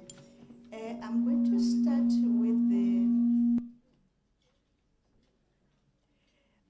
to start with the question by the lady there who asked about what can be done, to improve participation of African languages. I want to echo what the former dean of UWC talked about, in terms of resources. Parents are taking their children to English medium schools, yes, because the resources in African schools are inadequate. And that I want to put at the doorstep of Department of Basic Education. If I remember well, the last time African languages were developed for foundation phase, I know that I've also been part of that, was I think in 2005 with the new curriculum. Since then, there hasn't been any development. And when you ask the publishers, they tell you that they are waiting for the department to give them a go-ahead so that they must be able to write books. So there has been that kind of a stagnation. There aren't any resources. And then another thing again, also that was echoed by Professor Nomlomo, it's how do we train our teachers? I think we also need to look at that, because I believe our teachers are not trained in the manner in which, they can produce the goods or the products that we expect from them. I don't think we train them well enough. So it's for training institutions, just to go back again and look at what are they doing. As I said when I came to UNISA, 80% of my students were African and rural, and there wasn't a module to teach them reading in their African languages. And I thought, this cannot be the case. Something has to be done about this. So I think all the other institutions, after 1994, I know most of the institutions, they left African languages. Even those institutions that were formerly black institutions, they don't teach African languages any longer. So that all of us now we have moved over to English. And I think another thing, I don't know where to get this one, it's better motivated teachers. How do we motivate our teachers to be right there inside the classroom? I've sent some of my students I know for teaching practice. And they would come back to me and tell me that, ma'am, immediately send us into the classroom. The teachers, they take leave. Why take leave? Because we want you to mentor the student. Now, if you are away from the classroom, who's going to mentor the student? So meaning that that student will go in not knowing how to teach and pass the degree without knowing how to teach, because the teachers are not there. All right, let me go to the next one about transition from mother tongue education to English. This one I know is a problem, and I'm doing research on this one. How can we get it right? I know what our children, when they come from grade 3 into grade 4, They were taught from the beginning of grade R in their mother tongue. And suddenly they are expected now to transit into English. And when you look at the resources that you give them, the books that you give them, like this gentleman here said, he wanted to teach them about the digital clock. Why can't we have it also in our own African languages? Why can't we also try and integrate that kind of content in the readers that the children read? We cannot really all the time be telling them about indigenous culture, indigenous things. Let's also bring in what is current, because we know very well that our children also like what is current. So let's bring it in so that even when they transit into English, they know it in their own African languages. So it won't be difficult for them to learn it in another language. So it's because of that big gap that is there that our resources in African languages, they need really to be looked at. They need to be beefed up so that they make the transition from African languages to English, to be a little bit easier. Thank you. Yeah, thank you. Maybe to add on this one, an issue that maybe we might not think is important here, the funding model. As much as the funding model, even from the fiscus, remains a challenge when it funds, schools in the townships, it is going to become a problem. But moreover, now I'm talking about even parents who they themselves do not support the schools in the townships. Yes, we do that. We take our kids to, schools in the suburbs and whatsoever. But then when it comes to funding, projects even in the schools, in fact, in our townships, we don't do that. So then we expect that our education, actually, and especially when it comes to the teaching of African languages, should be high. It won't actually be that way. But another element that brought that kind of demorale, the low morale rather, in the teaching of African languages was, that mindset of mathematics, science being the only important subjects. That is when you saw the dwindling of student numbers, even in African languages, even teachers who are actually, continuing with African languages. There was a question that, wanted to find out as to what are we doing at UNISA with regard to multiculturalism.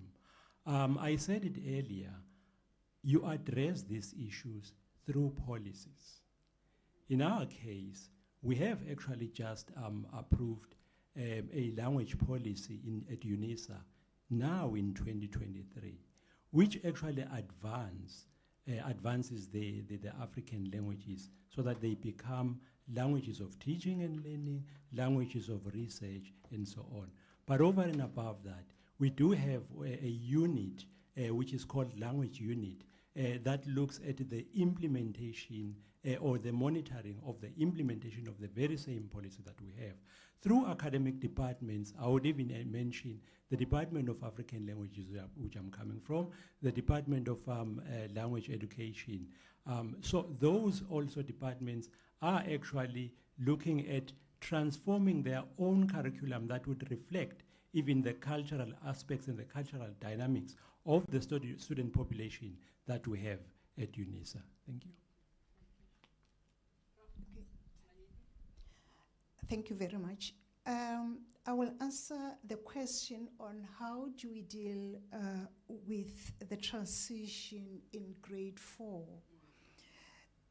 What we need to take into consideration is that our language policy is actually failing us because the language research shows that it takes up to actually 6 to 7 years to master academic language. There is a difference between each and every child born into a family. Most of the children can express themselves. We call that everyday language or basic communication skills. meaning, hello, how are you? And then the teacher feels in class because, good morning, how are you? Can you come and play? Oh, she's so good in English. When it comes to reading, it requires a different level of thinking, which is why reading is much more challenging, and also which is why writing is more challenging than reading, because you need to organize your thinking and be able to put your thoughts into the paper. The solution there. Let's extend the teaching of African languages beyond the first 3 years, because one, we do not have resources in those schools. There are no libraries, there is nothing, okay? So once language research shows that once you acquire the school language, that's cognitive academic language proficiency skill, once you acquire that in your first language, those skills easily transfers into second language learning. The decoding skills that you use in your language are the same decoding skills that you will be using in learning a second language. So back to the teacher. If the child understands what a clock is in his language, there's no need to teach about the clock again because he knows the clock. It's as simple as that. On what is UNISA doing, I will also add to this to say we are not only looking at the issue of translating materials into various languages, but we are also looking at including marginalized knowledges instead of relying more on the Western theories that are out there. So as I said, it's not just an issue of using the language, but it's an issue of also critically accessing the epistemology. Thank you. Thank you very much. I think we can go on and on. These issues are many. As you can see, they are raising, even as I'm standing here, many questions. I think it was Prof. Makobo once said, Africans go to university to erase their Africanness. And I think language is one way of erasing ourselves as well. So as I'm standing here, so many issues and questions are coming to my mind. But because of time, 9 o'clock and people are driving far. Some of us is getting to 9 o'clock. People have not eaten. I wish to stop here with the questions, and if there is any parting shot from our panelists, our esteemed panelists, I think we are learning a lot today. And now I'm panicking with that because I know I have to interact with that language unit. I'm going to school, Bazalwane Nam, to learn how to do modules, of the subject that I teach. That's what UNISA is requiring us to do, so that I can try to be able to be confident in teaching with the language. So I have a PhD in front of me, waiting. So I think the dream is not deferred. In short, Professor Nomlo. We are also going to school to be taught how to do this. And the language unit, the policy that has just been approved, is part of that journey. And that journey is the journey that Neville Alexander lived for. Any parting shot from your side? Okay. Thank you, Program Director. I think another important factor that we have to look at here is the issue of changing our own mindset. Without that, I'm telling you, we're not going anywhere. Okay. Because we can come here, speak eloquently about the advancement, about the promotion of African languages, but when we get out of this venue, we practice the other way around. Thank you very much. Thank you, Prof.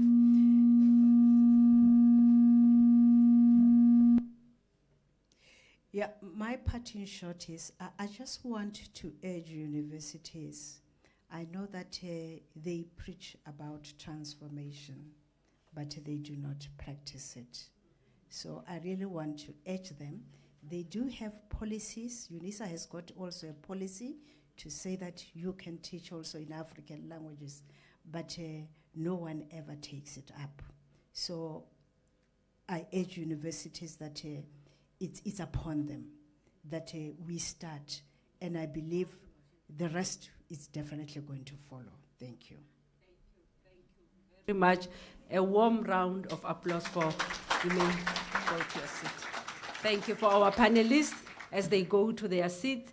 I'm thinking we have come to the end, and Professor Manyike can remain here because she's going to do the vote of thanks. That's the end, and what is going to happen as we are eating dinner, and then Kikuju will be performing for us. Kiria Kuti project will be performing for us. Thank you so much. Over to you. Please help me here. I've borrowed glasses. Are you having reading glasses, or are those yours? Reading. Those are reading. Yeah. Let me try those. Maybe they will work well. Yeah, all right. Let's see. Let me see. Yeah, but you won't see people. I see them nicely. Let me see. Let me see. No, don't go.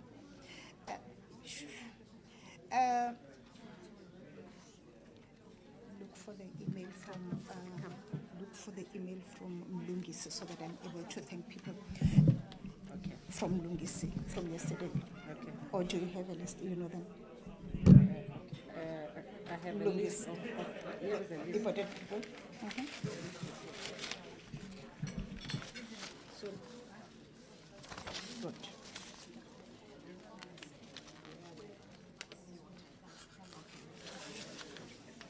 Do we go outside? Judith, I can't see them. I can't read. Really? Okay. Good evening, and apologies about, apologies about the delays in starting with what I'm tasked to do this evening. It's a long story that is befitting maybe for an old lady of my age, because as I was traveling, I forgot my glasses, and I completely cannot see without them. And I rushed into this gathering, and Prof. Nomlomo thought she was helping. She gave me hers. I thought I was seeing when I was seated, but as it happens now, there is the writing. I can't, and she can't work on my phone. Having said that, it goes with age. Those who are my age will understand. First of all, I just want to thank you all and to make a special apology. Really, it's not a joke. People say, but your eyes are seeing. Yes, they are seeing, but I can't see. I can't read. So in a nutshell, I just want to thank the UNISA Regional Office for this organizing this August occasion, and to thank you for honoring us, because I was, as the regional director indicated, I was part of the organizing committee. So I just want to thank you for that opportunity. To thank our registrar for his presentation, standing in for our principal, Professor Lenkambule. It wouldn't be enough to thank them without thanking the program director, because you were really able to actually, you were able to pilot this aeroplane up to its very end. Thank you very much for that.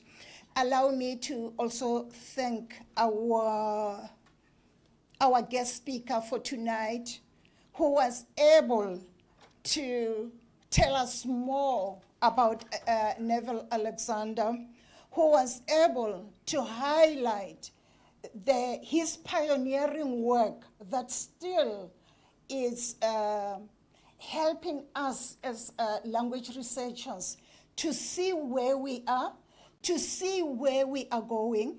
And from the discussion today, I've learned that it's not actually a dream deferred, but it's a dream defended, because we are saying the African languages are there. We are doing our best in order to ensure that